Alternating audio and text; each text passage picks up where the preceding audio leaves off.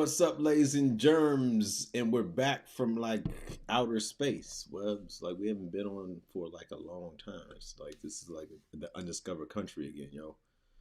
What say you, Webs? What Yeah. say you?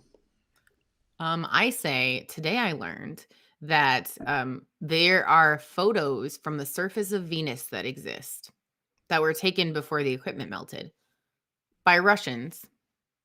Indeed. That's what I got. I think we're gonna aliens or something. Somebody is visiting us this year. Something like I feel like something is going to bring humanity together because it'll be some Independence Day stuff for real. You know what I'm saying? That all this dissension and whatnot, something will happen that will cause all kind of very interesting things to pop off. Like a squid, like our squid. That or like Cthulhu rises from the depths and just kind of Mm, keeps it that's up. basically a squid. Like, don't put some respect on Cthulhu's name, man. The old gods are not squids, man. Indeed, indeed. Uh, Tonight's show, we're going to kind of channel our inner Blade. And if you're a fan of Marvel movies, Blade is a daywalker. He's somebody who can, is a vampire, but can walk during the daytime, which you want to use as a metaphor for this hybrid learning, potential fiascos that are happening all over our great country. Very interesting stuff. Extremely interesting. I think there's going to be some people that are really successful with it. Some people are going to be moderately successful, and some people are just going to be like a hot dumpster fire here. But A anyway, dumpster fire wrapped in a train wreck. wrapped in like stress and this martyrdom that teachers continue to have, but it is what it is. Um, Starting off as usual with the ask a software developer question, and yeah, so the hybrid brings a very interesting equation into the mix, especially here in our local school district, right? So the idea, Webs, is that students would either be all online, so the cohort that's all online, and there's two in which they are on campus physically 2 days, and then distance learning the other three. Just as a observer of this, time management is going to be like uber important now, right? Because you're taking people who were remote workers who could work at their own pace and own speed with meetings that they had to deal with, and you're telling these people now, nah, 2 days you're not going to have the right to do what you want, and then the other 3 days you got to figure it out. Like, as a remote worker, what kind of challenges does that present, and then, like, what are possible solutions to those challenges? So first I want to start with this is probably highly colored by my recent research into burnout. And there is something called a Maslach's burnout inventory. There's one specifically for educators.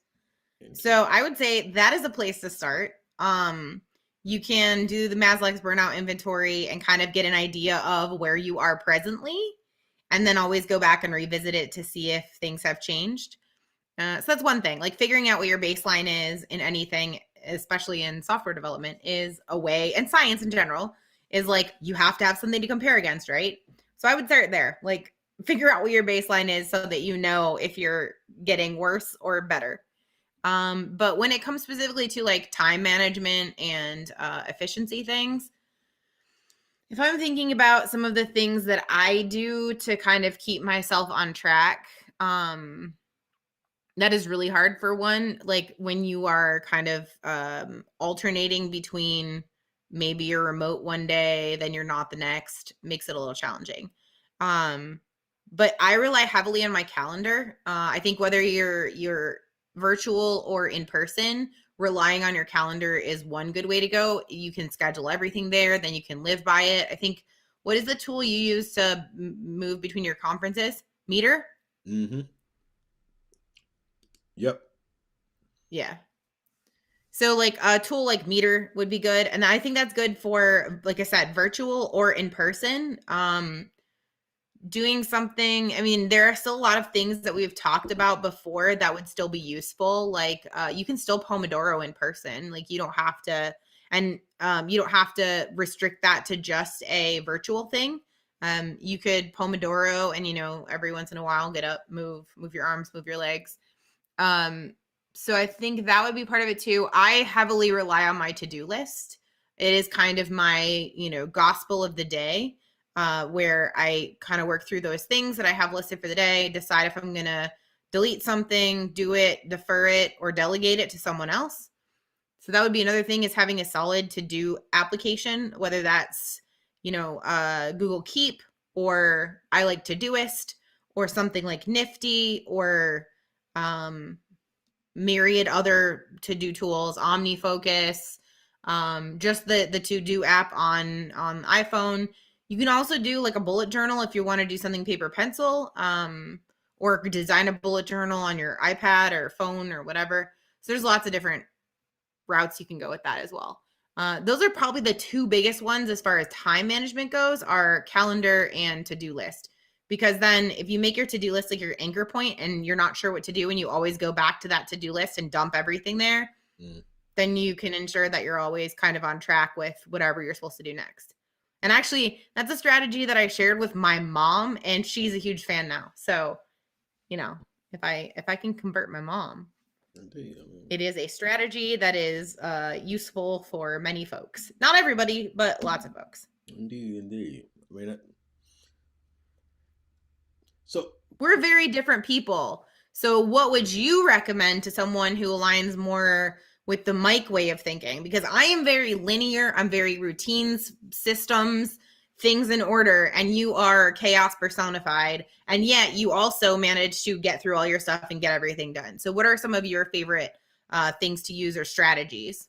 record everything, find structures that you can place things. Because my and we'll get into this a little bit more deeply uh, when we get no further into the show. But my chief concern is that people are, it's recency bias, right?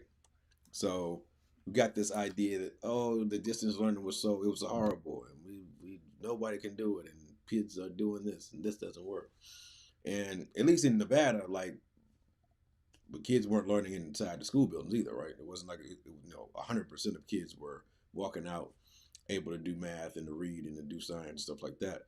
And so my concern is that we have glamorized this previous incarnation of school before the pandemic, and we're gonna have people who go flock back to those strategies that didn't work, right? And so, um, and from my mind, it's always looking at what don't you do well, and to keep it real with yourself. I don't do certain things well, so I don't try to do those things. It's a situation where, I mean, you got to Sun Tzu it, right? I'm not going to fight a battle that I can't win. I'm not going that way. I know what I'm really good at. And if I'm not good at something, how can I find someone who's really good at that thing to pair with me to handle that part of my job, whatever it is, right? And so, in terms of the hybrid situation, again, that my thing is just honesty with yourself, and not having delusions of grandeur when one goes and sets into these classrooms, given that you're going to be dealing with students who had freedom, right? And they had their first real taste of freedom in their life. Especially, you're talking about, your elementary school friends who've been, under the finger and the thumb of teachers their entire career, and suddenly I can go get a snack when I want, I can go pee when I want, I can just try to take a brain break when I want, and now you're going to tell me I got to sit in the chair. I mean, Not only that, you have to sit in a chair with a mask on, not be around your friends. I feel like we're going from one extreme to the absolute opposite. You had the ability to work with whatever your schedule and bio needs were. And now suddenly you're going to have all of that taken away to the most extreme. It's not even a return to the way things used to be, where, like, yeah, you can get up and move around a little bit, but you may not be able to have snacks in class or something. Now we're at this other extreme where, like, you can't even get up and move it. Like, you are stuck in your seat with your mask on for the entire day. yeah, I mean, absolutely. I think the unfortunate thing about the situation is people are so sick of being in their homes at this point, though, that again we have romanticized this scenario that I'm just going to predict it. A week into it, people are going to be clamoring to go back to their house and be like, "Look, fam, I didn't sign up for this, right?" And so, I don't know, it's an interesting situation. I will say that, and to kind of continue our idea here, Webbs, what does success look like in this hybrid system, in your opinion? Like, what is again? We have, if we start March the 1st in Nevada, we have from March the 1st to like May the 23rd or something like that. So you're talking about in terms of calendars, you're talking about 2 months, a little bit over 2 months, 2.5 months. Um, what does success look like in your opinion, and why does success look like that? So I mean, I want to start with what success or like maybe some pitfalls that I'm kind of foreseeing, and that is trying to be everything to everybody. Mm, Like just lower those standards like way down. Because I think that especially for teachers who are going to be or staff members in general, because it's also not just teachers, right? There's teaching assistants, there's, you know, people who are trying to help make the school run. And I think the number one thing is if you're trying to serve both virtual students and in-person students, don't try to do it at the same time. Don't try to broadcast the lesson while you're trying to serve in-person student. Like don't even do that. Either break it up so that you're only serving one group at a time for each half of the day, which would be possible if you have content set up in your learning management system, whatever that is. So you spend half your day doing a virtual instruction to the remote kids, and then you spend half your day maybe, or you alternate hours or something, spending time with the in-person kids. I think too, being realistic about what it means to be like provide small group instruction. I think that's going to be another like big one, because you aren't going to have the ability to, you know, look over a kid's shoulder or something. And nor should you be. Like you should respect their space as much as yours, because keeping them safe as much as keeping you safe. mm, Um, so I think that success looks like lowering the bar for yourself and being kind to yourself. And I see a lot of teachers who are really all about putting relationships first and you know, trying to meet the basic needs of kids before worrying about assignments and things, and I think that should continue.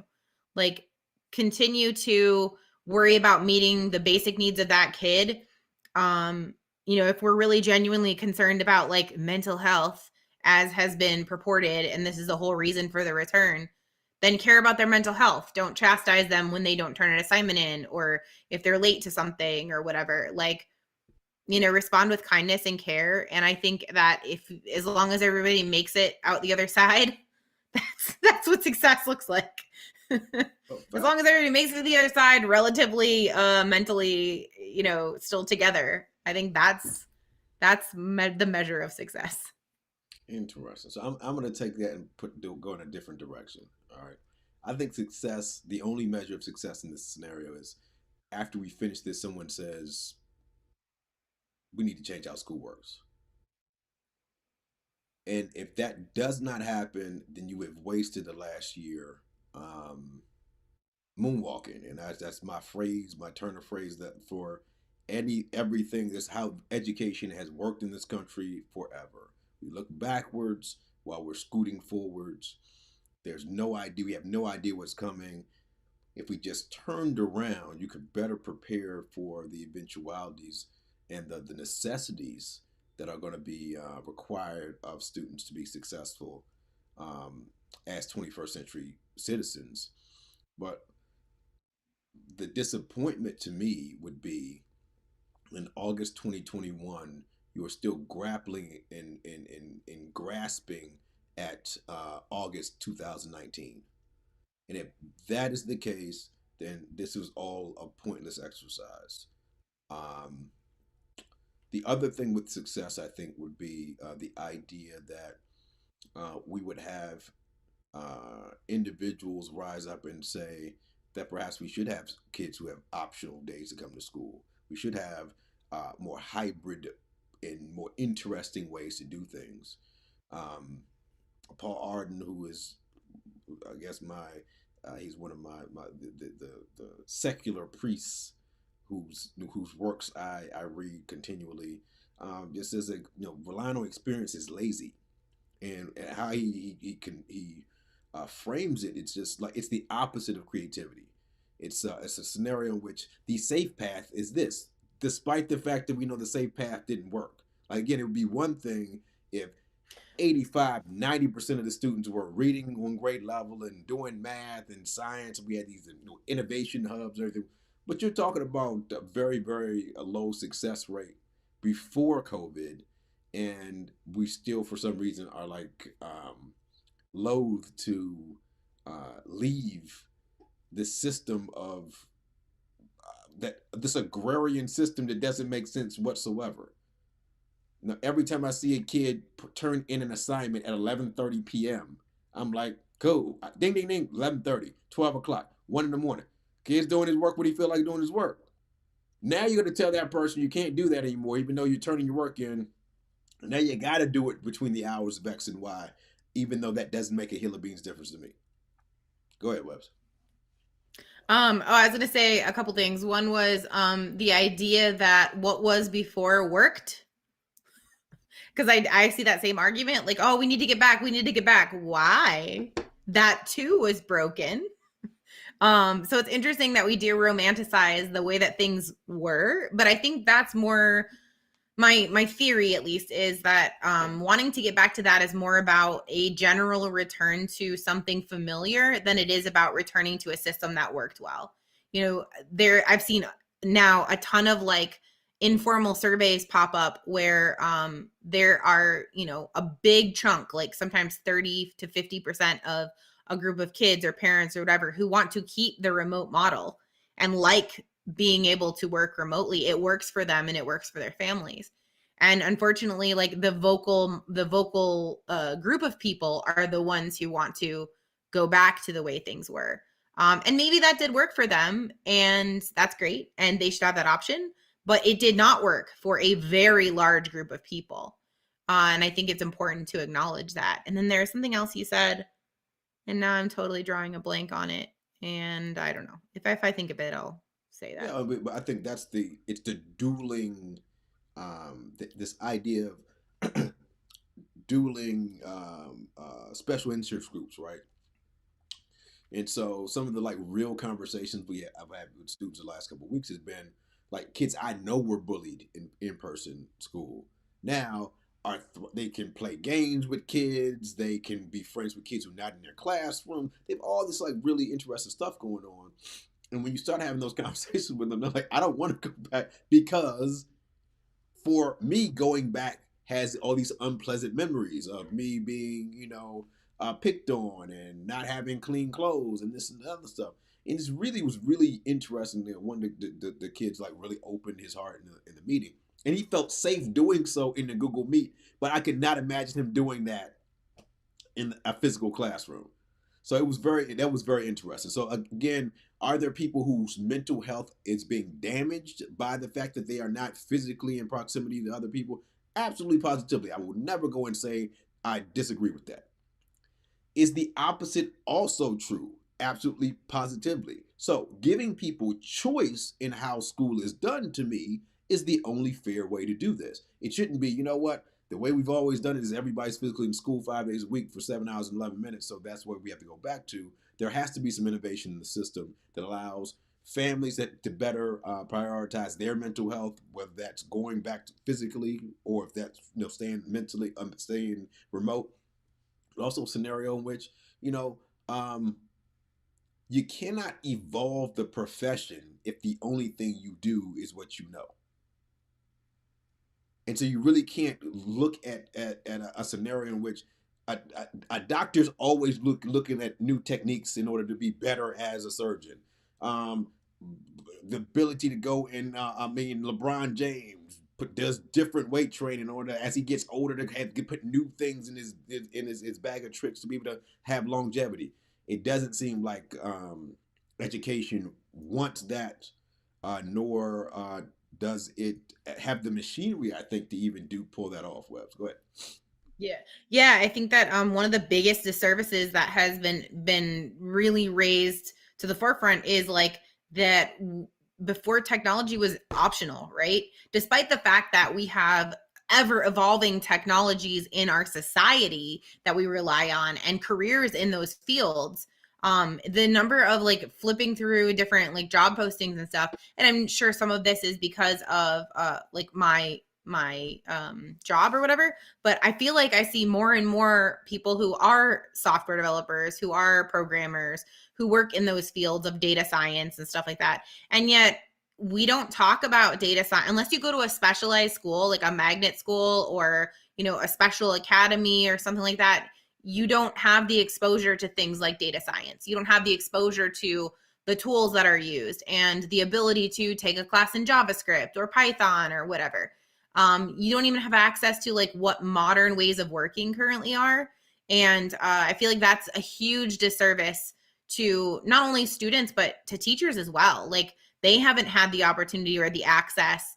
There isn't equity in how they have access to the tools necessary to be able to do that. Like even right now, so there are teachers who are working off of these tiny little Chromebooks with 4 GB of RAM. Like that's not a tool. Like you should have the tools to be able to do your job without frustration. And I remembered my thing from earlier. I was reading an article in the Atlantic this morning that was about how kids have been less sick than previous years because we're wearing masks, we're being diligent about washing hands, we're apart. Like we know that schools are like germ factories because usually there's a threshold of you can send your kid to school sick as long as they're not this sick. And as a society, the bigger problem is we will go to work sick, right? And we'll spread germs that way. And it made me reflect on just how archaic that whole idea is. I feel like people in 20, 50 years will look back at that and like we look back at, you know, using leeches for healing or whatever. Like, how could you possibly think that you should just send people who are ill to go be with people who are healthy? Like, I mean, I know that at one point, okay, herd immunity and all that to certain things, but like we've evolved a little bit more and have vaccines and science that we don't, this isn't necessary. And I think also we probably take it too far. Like you can have low exposures, maybe, you know, before you're symptomatic or something. But like once you have symptoms, stay home, cover your mouth, wash your hands, drink water. Like, but that goes I don't back want your germs. to the martyrdom thing, especially against the like, yeah, it's too much work to go and get a sub. Right? I don't want to write on lesson plans. I don't. Also, there are places in I know our district that if you don't can't get a sub, you got to come in, fam. Like, you know, you don't want your colleagues angry at you because they split your class and now I got 5 extra kids in my class and stuff like that, which kind of leads me to what my my actual point was. Like the data science and all that. I think if it goes back to the situation in which I'm good at what I'm good at, right? I know what I'm good at. And I'm going to quote the great philosopher Mason Betha, you know, my high school hip hop fandom people know what I'm talking about with the shiny suit Mace. To know what you are, you got to know what you're not, right? You are telling me in 2021, and because one of the big issues that we have is our CTE schools have caps in terms of how many students they can actually accept, right? So you have arbitrarily limited the number of individuals who have opportunities to go to elite schools, right? The elite schools are going to have the sexy classes and stuff like that. Given what we experience currently, why do I have to physically sit in your class and be in your class? There's no physical reason why I have to move from my wherever I am to take a course at whatever place that I'm taking a course, right? Mm-hmm. Teachers have been getting master's degrees online and PhDs online for years, right? I don't have to physically go to Grand Canyon University in order to get that information, right?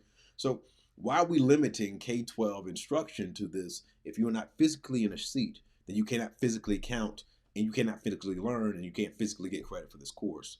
That's that you know my hope again, the only measure of success that I have is if it doesn't change in 21, 22, and 22, 23, and 23, 24, then we have wasted an opportunity to inject the amount of entropy necessary to change these. I mean, just the pathetic way we were doing education before, right? Just really pathetic.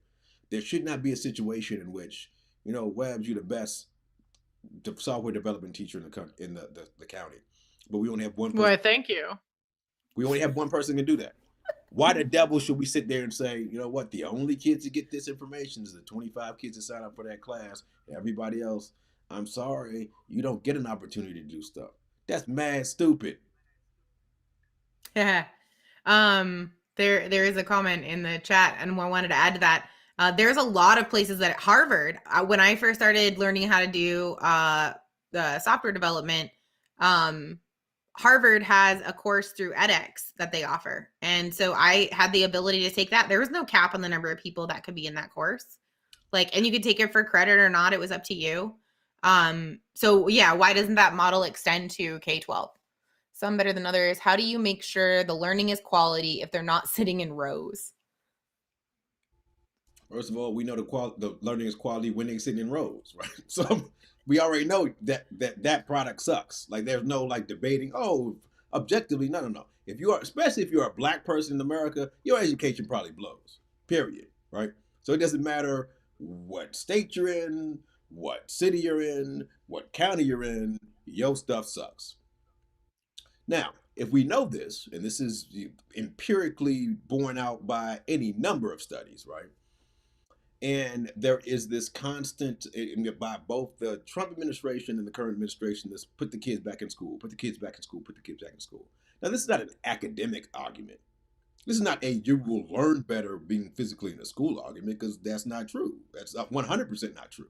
This is we need the economy to run argument. Yeah, this is a child care argument. It has nothing to do with um, the ability for someone to learn in proximity to another person because if that was the case, these same people that are pushing people in the classroom would be pushing to fund schools the way they're supposed to be funded.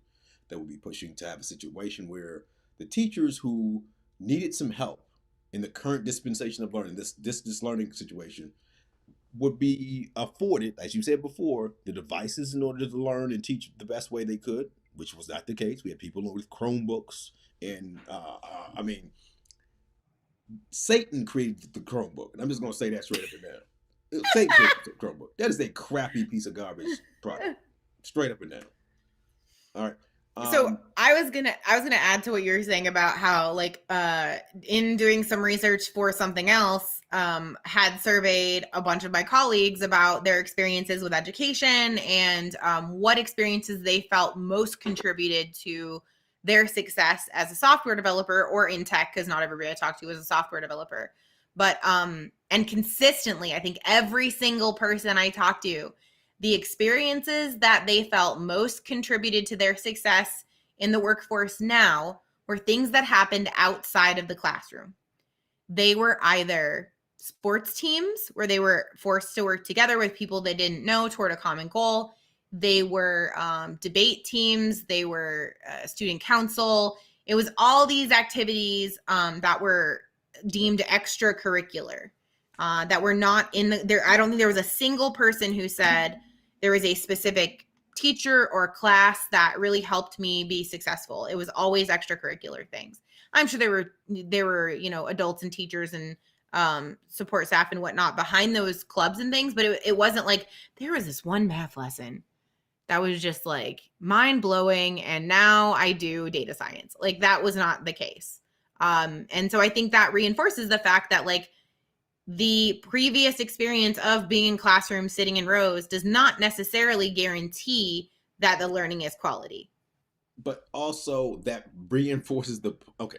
So I am Forge and Fire. If you haven't watched the Forge and Fire show, now that all the seasons are on Hulu, go ahead and pick Forge and Fire up. I have never welded anything in my life. I know none of the vocabulary or nothing, but I'm enthralled by this show. All right, I caught it first on Netflix, and I binge watched all the seasons that Netflix had.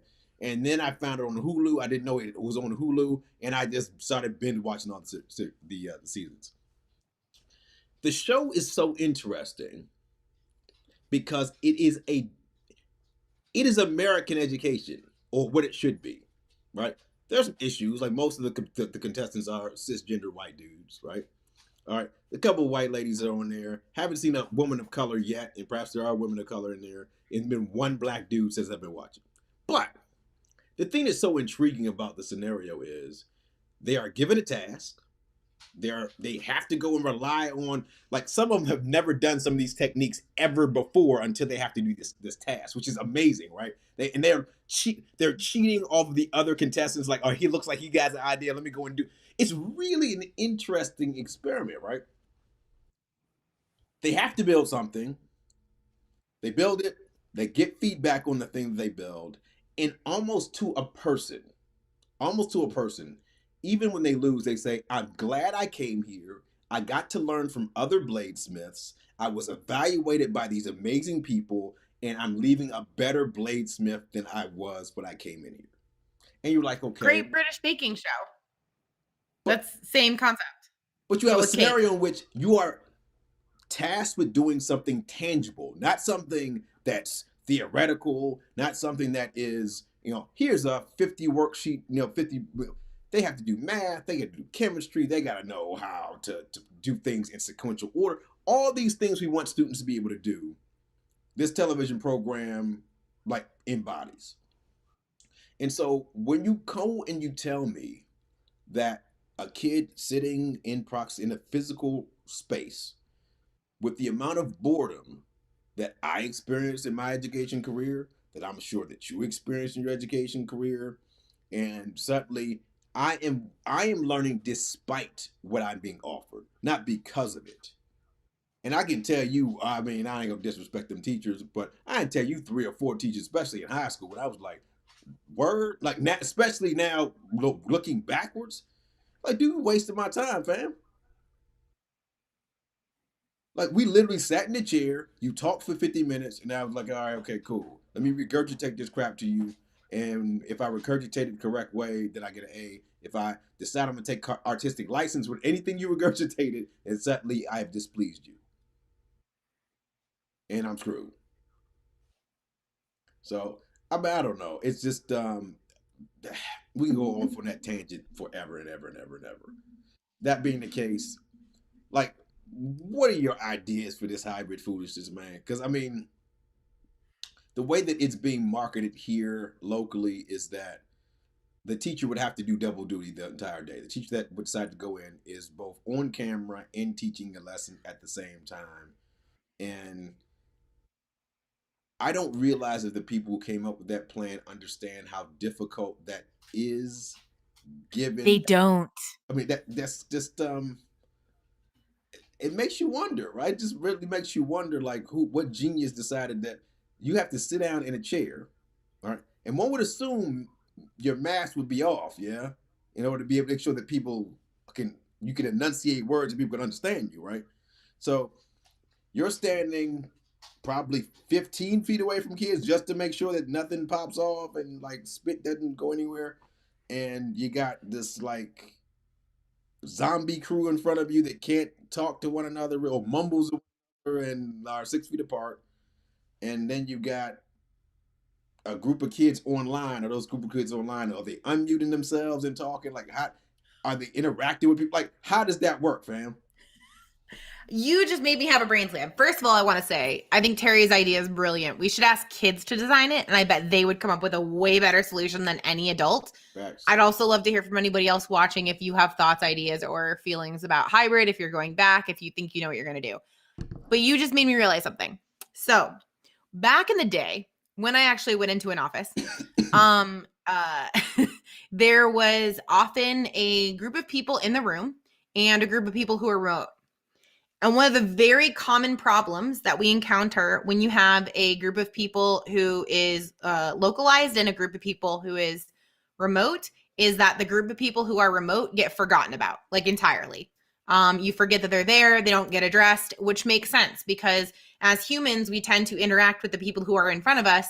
It is really hard when you don't have a visual for the people that are remote to remember that they're there.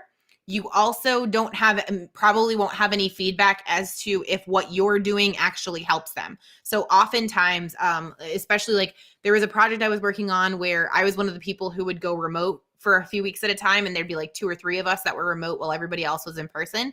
And often the people in the room would start whiteboarding, and no one would move the camera so I could see. One time I got sat on a chair, and even though I was like pointed at the whiteboard, the camera on the computer wasn't good enough for me to be able to make out what they were writing. So like this is what is probably going to happen. If you attempt to do both at the same time, it will be a diminished experience for the students that are remote. Um, Almost or no experience really for them if you just completely forget that they exist altogether. I don't think that one of the tools that we used was a speakerphone. So we would connect a Bluetooth speaker or a wired speaker to the computer so that the people who were remote could speak up and everyone in the room could hear them. I am fairly certain most schools will not be equipping each classroom with a Jabra speaker. So I don't know how that's supposed to work. Like if you are a kid who's remote and needs to ask a question, how is that going to work? Like that doesn't make any sense either. Remember, the remote kids are the majority, not the minority here. So the majority of your students will be remote in terms of That's going to be even worse then, because it's core. still going to be the kids who are physically in front of you that get the attention. Oh, facts. And that's what my concern is. My concern is the following, and this is, and this has not been answered to my satisfaction by anyone. Okay, excuse me, you have a classroom of 10 kids. Excuse me, all socially distanced and all that wonderful stuff. Great. Online, you have the other 10 kids or whatever it is. All right. You go to help some kid in the back of the classroom that's physically there, and you leave in front of the computer. Now the kids have no visual stimulus to say, hey, this is Miss So-and-so, right? Miss So-and-so is gone from the physical situation. We had a lot of teachers who were not tech competent and tech forward before, right? So you have a scenario in which, exactly what you said, I start writing on the whiteboard because I'm comfortable writing on the whiteboard. I have no understanding what the scope of vision of anybody on that device. And if I'm on a Chromebook, the Chromebook's camera is so craptastic. Even if it was right on the whiteboard, I'm probably going to have some difficulties understanding it. And so, to me, the only idea that can happen is you have to treat everyone like they're remote. And if you don't treat everyone like they're remote and have everything preloaded and pre-created so kids can go at their own pace, again, this competency-based kind of idea where then I can have smaller groups in which if I need to go speak to my friends online, I can do so because they're not worried about what's seen on the board because there's nothing on the board because I'm not writing anything on the board. I can go and speak to you and I can do the jam board or whatever I was doing when we were sitting at home and I can write the notes out and we can go do what we need to do. And then I can flip to my all right, my friends online, you're going to cut your computer off. We're going to come see you in another hour and a half. I'm going to work with my friends who are here physically in front of me. Because that to me is the fallacy of equality, right? And that's where you have a scenario in which what if I was a teacher who did not feel tech confident, which one of these things or which group of students is going to get the utmost of my attention? Yeah, I think you have to be very aware of what your own biases are going to be. And for a lot of folks, I think it's going to be the in-person people because you've been doing that for years. And I'm not saying that in a way to like say you're a bad person because of that. Not at all. Like that's just your default, right? Yeah. So you're going to have favoritism towards your default way of doing things, particularly in an environment like we're in now where you're under extreme stress. We know that human beings tend to fall to whatever their default setting is. Also, you just that was the solution basically to that problem that a lot of companies came up with was this idea, and I think Trello was included. If one person is remote, everyone's remote, so that you have a more equal system where everyone can see on their screen. Everyone's aware of what's being shared. You're doing screen sharing instead of trying to point a camera at a whiteboard. So yeah, that was the solution. I think another possible pitfall is, do we know that schools are equipped to handle that much? Like, because I know back when I was in the school district, they were still working on upgrading so that every school could handle one-to-one environment. I mean, did that happen while people were out? Like, does every school now have the capability? Another issue, right? So you have a scenario in which you have the tech infrastructure isn't such that it can deal with that. And just looking at Terry's question, what if small groups were the in-person kids and the in-person kids include the ones online? Well, I mean, my big thing is one of the things that it's constantly reinforced for teachers is stress, and making sure that you're mindful of your own limits, etc. I would be remiss if I didn't say, you know what? I don't want a teacher having to think about two different groups of people at the same time. If I'm in the classroom, if I had to teach in a classroom again in terms of have my own homeroom, nah, there's two separate classes. There is the people who are sitting in front of me and the people who are online. I will switch those off, but I will never be doing those things at the same time. It's not.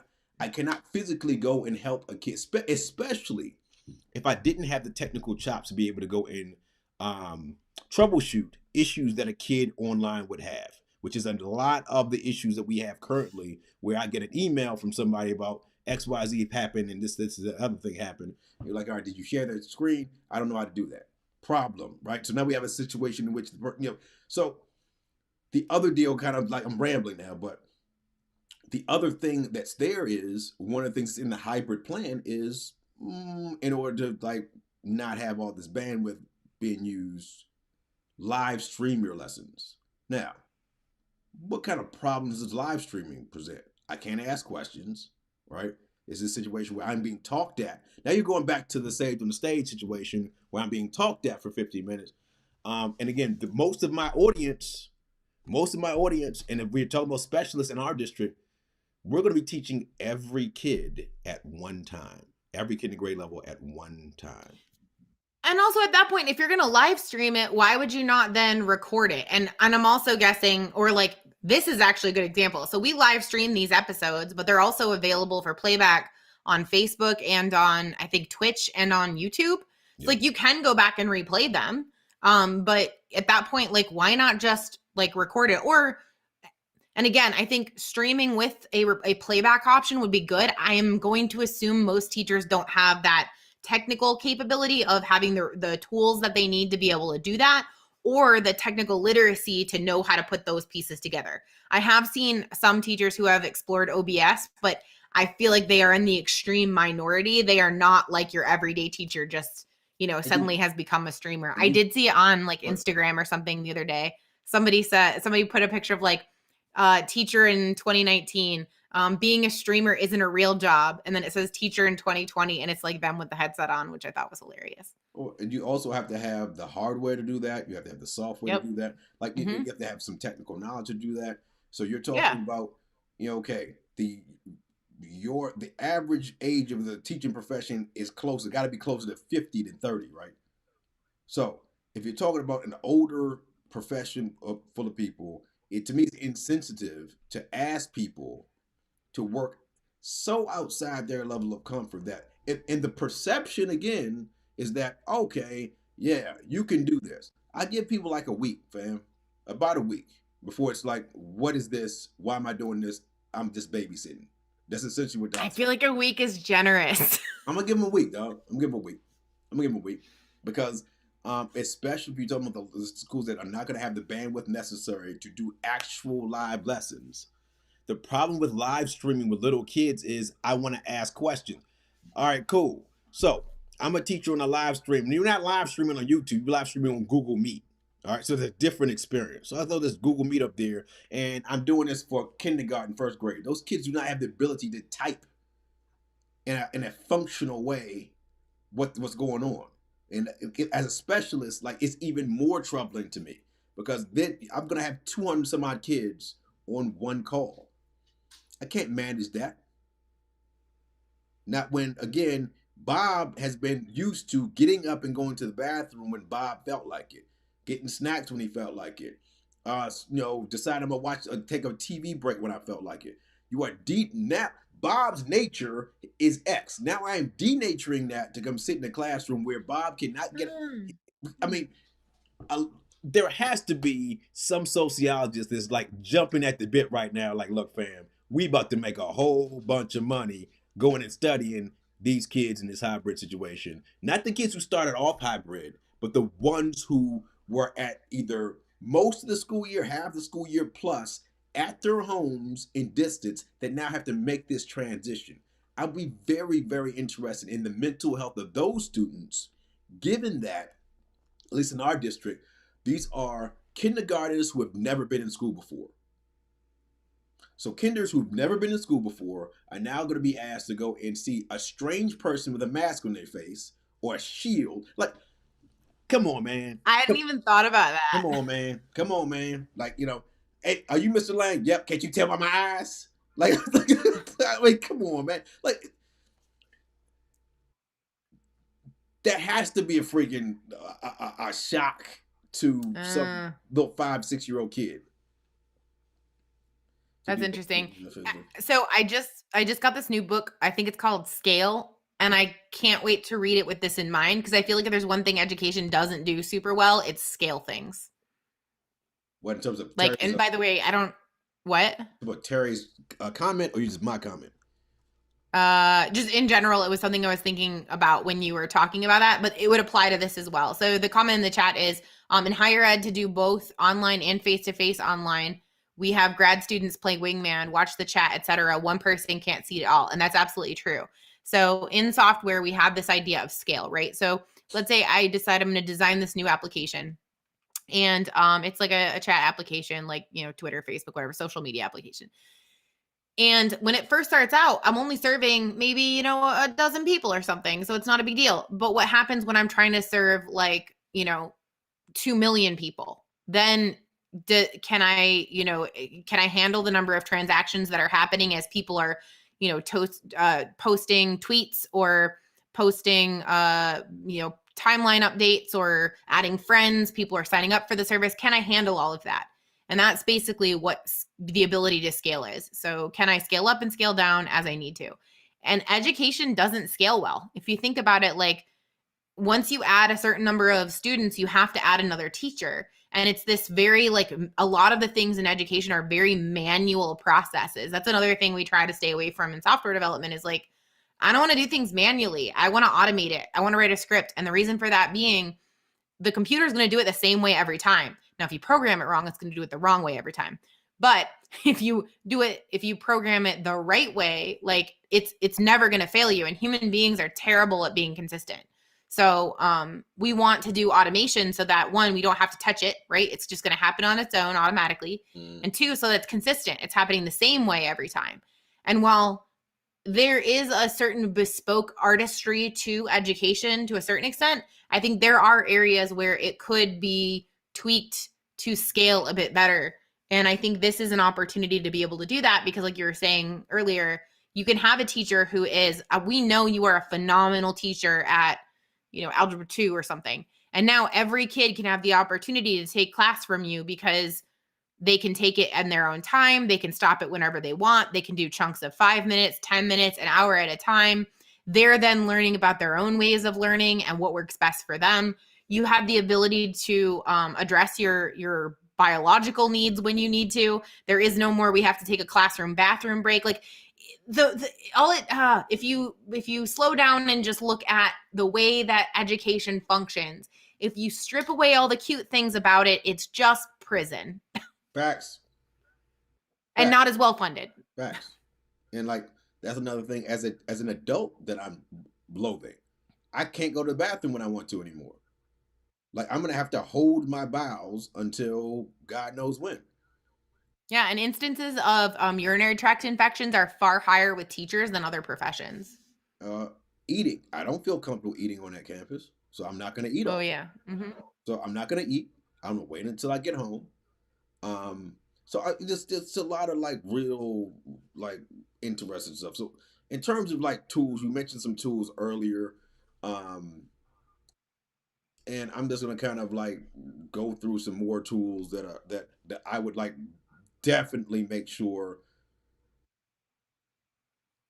if I was teaching, which I will be teaching, I am not about to. You talk about automating? Yes, automation is the hustle. This is where you go. Mm-hmm. This is what it looks like. This is what you need to do. God bless you. Now, if you have a question, I'll have you can G-chat me. You can do whatever, and I'll come and we can have that G-chat conversation, and we'll see if we can figure things out. If I have to be at 6.1 feet from you in order to answer that question, we'll do it. But you know that you mentioned Google Keep.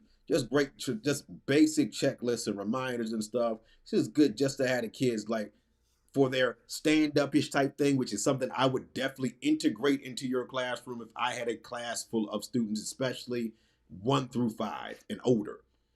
Look, here's what we're gonna our task for the day. You're gonna do this, this, this, and that. Cool. Let's have a brief conversation about how we're gonna do what we need to do, rather than you know put the other thing that I hate about school is this pressure to keep up with other people, right?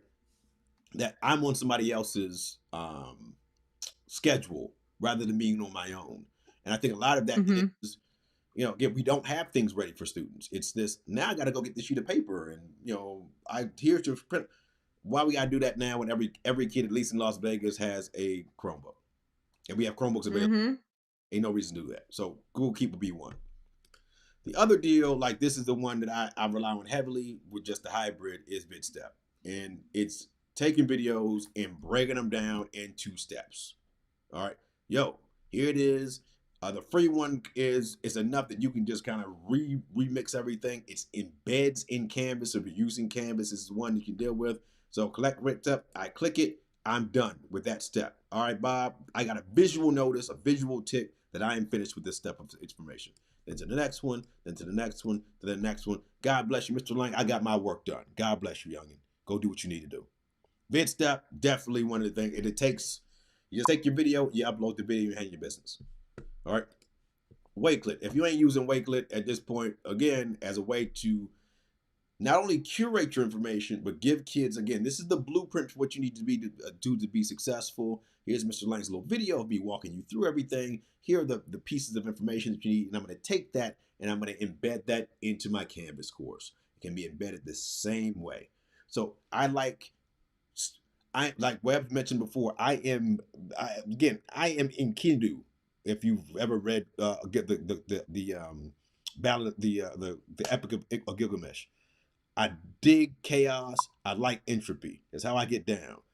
In order to be chaotic, you got to have structure. That's the unfortunately the irony of being a chaotic person. You thrive and you need somebody to structure things for you. Wakelet does that very, very easily. For my little kids, I use Satori every day. Every day. This is a very, very easy way. And this one I'll kind of just like log in very quickly just because it's dope. It costs a little bit of money, but in the grand scheme of things, it's like super simple to deal with. So great. Right now the kids are building stuff off inanimate objects. There's a little video. Then the little creation thing, that's my cell phone coming to life. All right, cool, wonderful. Then the kids can knock it out. All right, cool. This is cool for your grown-ups as well, because remember, if you're like our school, when you have, our district in which you're going to have options, there's going to be a large contingent of people who are still distanced. So if trying to teach people that are in front of you without the I think the empathy to say, that those things I listen in distance, I learn in distance, I have to keep those things up, I think is insensitive, to say the least. All right. So being able to have things where a kid can do this whenever they feel like it. I got kids that do it 45 minutes before we start class, kids that do it immediately. I do not care. Here's the instructions, handle your business. Anything Which, left? let's be honest, as adults, we're the same way. Like, some of us procrastinate until the last minute because we're pressure performers. That's just how we are. And some people want to do it one tiny little bit at a time, and some people want to do it at midnight, and some people want to do it at 7 a.m. Like, that is just a human thing. I don't understand why we think that children are different. We know that adults are different in how they handle situations and process information, but somehow we think that kids can all just be jammed into this one particular schedule and timeline, and that's fine, and they're going to be fine. Like, I don't understand why we're surprised by this. Big facts. And then Google Sheets. And the only reason I bring Google Sheets up is because at a minimum, I can take that insert button and insert checkbox. So I can create a schedule for every kid in my class just by saying, great.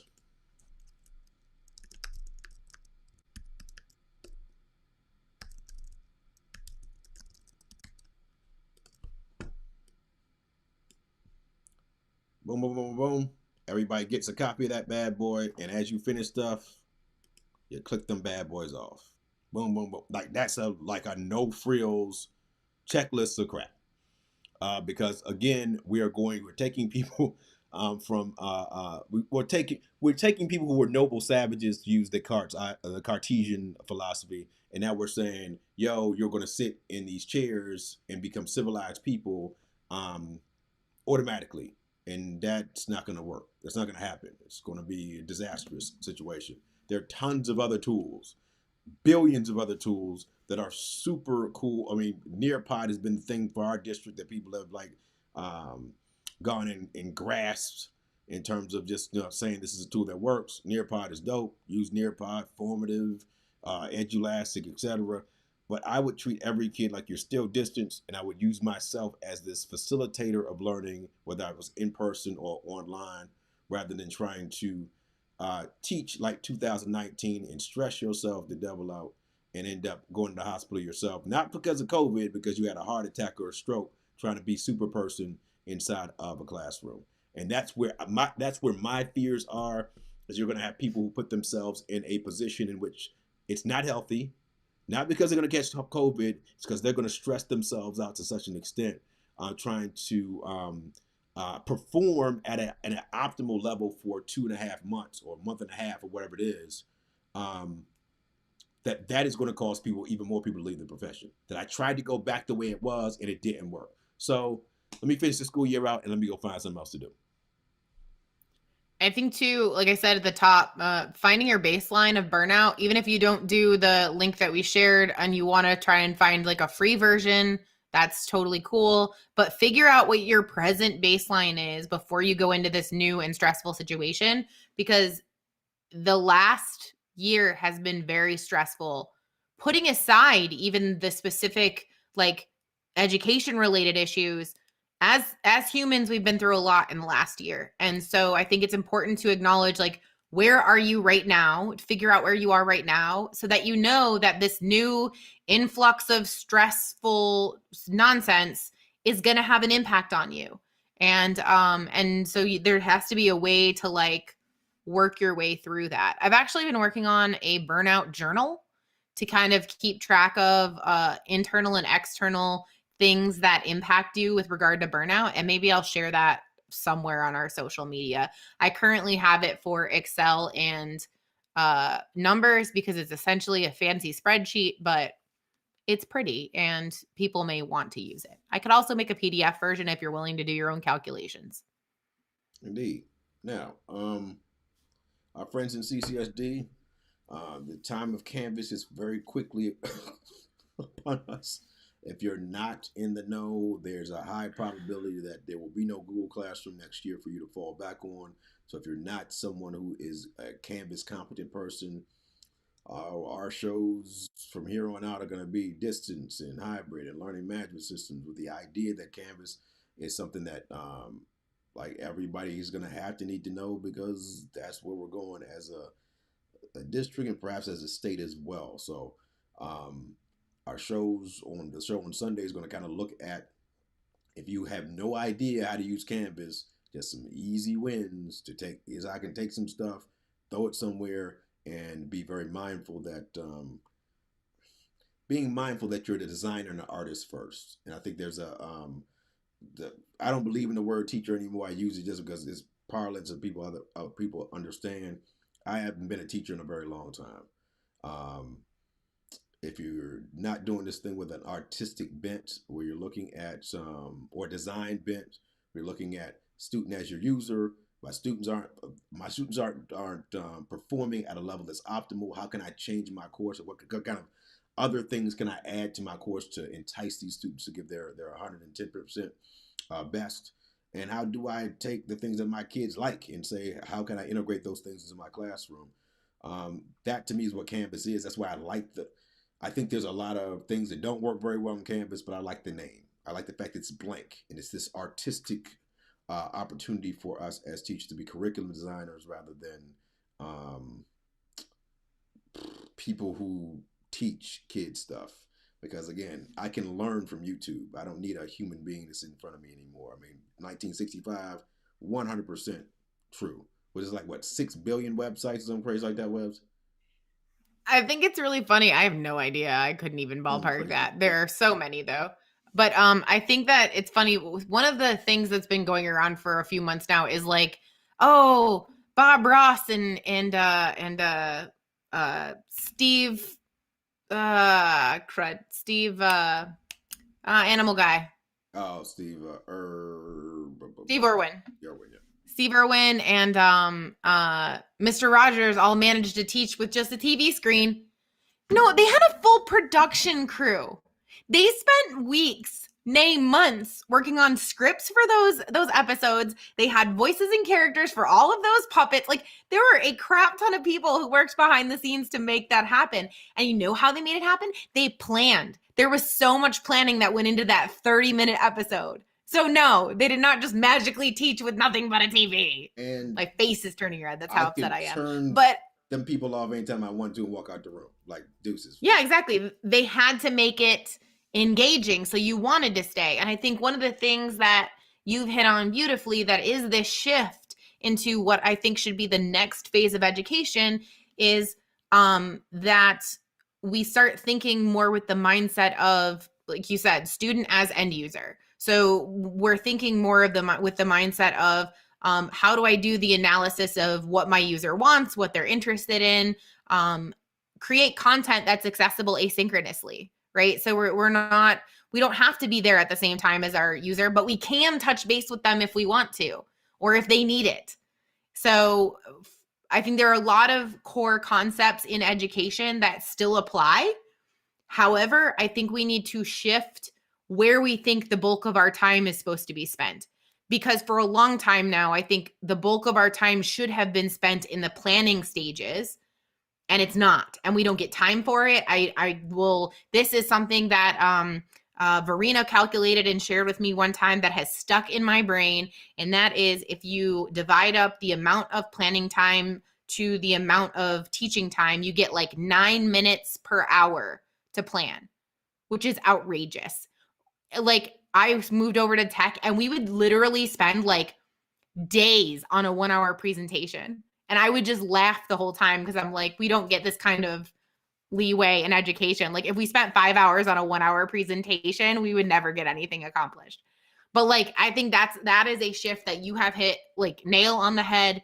We need to shift to planning is where we spend the bulk of our time, and shift our mindset to focusing on our students as end user, as the person that we're studying, and be dispassionate about lessons.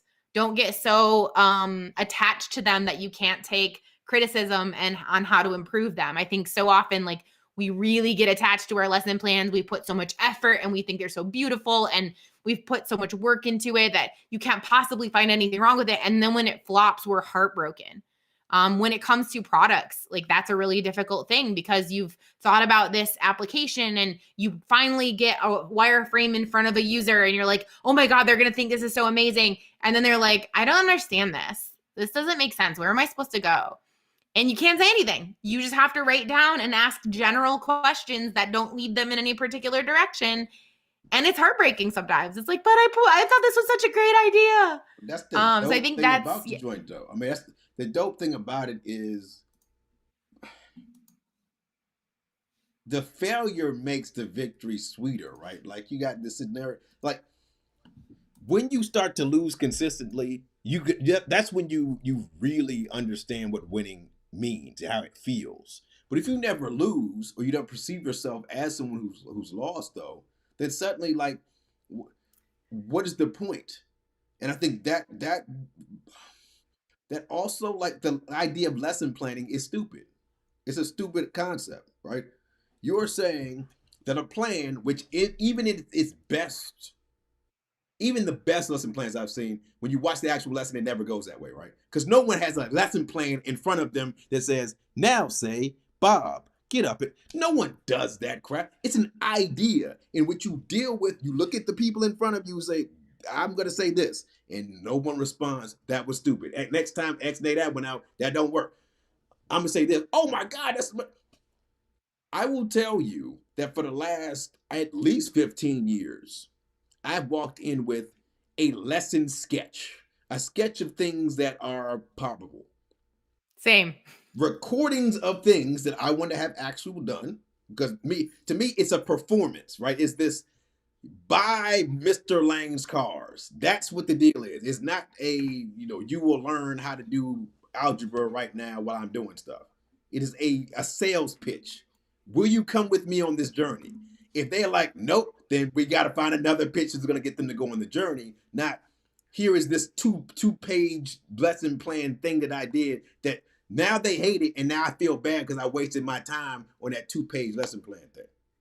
One of the classes I took in undergrad that I found the most valuable was improvisation, because I feel like that is actually a thing you have to do a lot as a teacher, is know when to pivot, know when it's not working, and know what you're going to pivot to. The other thing you said that made me think of a thing was you said a sketch and filling them in on a thing, and crap, it's gone again. Yeah, I don't know. But I agree with you. Like, I rarely went in with like a word for word, this is exactly what I'm going to do. It was more of a, I have an idea, like this is where we're going to get to, like this is our destination, and I'm pretty sure we're going to start here. We may pivot a little bit in between. Here are the But we'll standards. get there. All right, here are the standards. I remembered. Go ahead. Oh, I was listening to a talk from Bubba Wallace, the NASCAR driver, and he was talking about how like when he first started racing, he was winning like all the time, and it was amazing. And then something happened, he switched teams or whatever, and suddenly it was like he was grateful if he got 5th or 6th place, because it just like things kind of took a nosedive. And so going to your point about like you can't understand and appreciate winning without losing, I think was his message as well. Like the losing and the things not going well and having to figure out what the problem was and improve the processes and systems along with his team made it so that when they started winning again, it was so much sweeter because they knew what it was like to not win. They did a very impactful study where they followed valedictorians from high school, and the percentage of homeless valedictorians is like crazy. All right. It's insane. It was an NPR story I listened to years ago. It was very interesting. And so, like that whole you peaked in high school thing that people like joke about or whatever. But they were saying like these were people that didn't have to try. A lot of these people were just, I was gifted or whatever it was. And also they knew how to play the game of school, right? It might not even have been that talented. You were just someone who sat in a chair, you did your worksheet the way you're supposed to, you kicked up what you need to kick out. And that kid that was getting sent to the office was the person that was really the creative, imaginative person. Like, I don't want to be in shackles here. That person goes to this like weird place where now the world is my oyster. I'm gonna do like look at Einstein's grades. Look at Steve Jobs' grades. Look at these people that we think of as these geniuses. These are not sit in the chair type folks, right? Just eat your pudding when I tell you to eat your pudding. And now Minion McLaughlin has this great her great quote, her like I think the quote she's most known for, right? We celebrate our live conformance and our dead troublemakers, right? We want people to conform. We'll celebrate, John James Dean and all these other people, but nah, when they were alive, this person is a problem. They are out atypical and they're this and this and that, right? And so part of me that hates going back to school is the part of me that says we're just being conformists right now. Is there a scenario in which some people need to physically be close to people? Absolutely. Are those people going to be physically close to people? No, they're not. They're just going to be in the same room with somebody, right? So I am not going to have the authentic social experience that I had before COVID.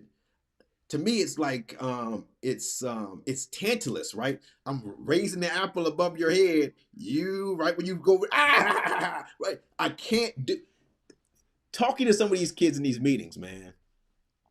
Even the kids that want to go back, you start asking, hey, why you want to go back? Oh, because I miss my friends and just a snap. And I was talking to a teacher. I was like, have they decided which kids are going to be in which cohorts yet? They're like, nope, they'll find it on Monday. I was like, how heartbreaking would it be for a kid to be in a different cohort than their best friend, right? We would be going back to school, but I would never see my buddy. The whole reason I want to go back is because I want to see my friend. How cruel would that be? That'd be freaking messed up, right? But Yep. Is that something that's being taken into account given the mental health reason why we're going back to hybrid? Because that to me would be heartbreaking to me if my bestest pal in the whole world we're both going back to school and I get A and you get B, and I'm like I'll see you on the Google Meet. Like I mean, come on, man, that's messed up. Man. I'll be interested to see if there are kids who thought they wanted to go back, but after a week or two are like, nah, I just want to go back to hybrid. Or I mean, go back to distance learning. It'll be interesting to see what happens. Yeah, and it'll be interesting to see how many parents take their kids out of public school and put them in private school where they can go 5 days a week, or charters where they can go because they still have not decided. And this is kind of where this is my chief frustration. We don't even know what school's going to look like in August, right? So no one's thinking about that. No one's kind of like, hey, this is what we're going to kind of deal with. We're going to do the hybrid thing. We're going to do it differently. Or we're going to say, you know what? There's going to be a group of kids that never come back to school if they don't want to. And that's cool. Yep. And there's a lot of teachers that won't ever have to go back to physical classrooms ever again. And that's cool. Because then we have more space for kids to stretch out in the physical places. You got kids that, I mean, you could really do some innovative, interesting things if you only sat down and thought about the crap. Yep. Agreed. But we moonwalk, my friend. Yep. All right, Sunday we'll be back 6 o'clock on the design. We will be talking about moving to Canvas. So tell your friends, tell your enemies. Children, tell your everybody. Enemies. Share it in your social media places. Indeed. We'll be sharing our situations as well. And again, we'll be back to the Thursdays and Sundays, raising havoc, doing strange stuff. Canvas is the next thing. Go ahead, Webs. Question. We have a new intro. Yes. Do we still do the sound? What do you mean? You know the sound that you do at the end. Oh, indeed. Oh, always. Okay. Always. Okay, just checking. No, that's not being retired. We may get a new sound, but there will be a sound of some sort that bounces back. Yeah, definitely. That is not a situation. I have not forgotten that, Webs, at all. We have not forgotten that. So, for Webs, this is Mike Lang. Check us out. Pretty Pleased with Sugar on Top. We'll be around, hopefully, maybe. Oh. Go ahead, Webs. Also, we don't talk about this much on this show. Maybe we should. But we also help people move their conferences virtual. So if anybody's looking for people to help them move their conferences to the virtual space, that is also us. Facts. Big facts. That's mostly Webs doing the logistics thing, but I hang out sometimes. God bless America. All right.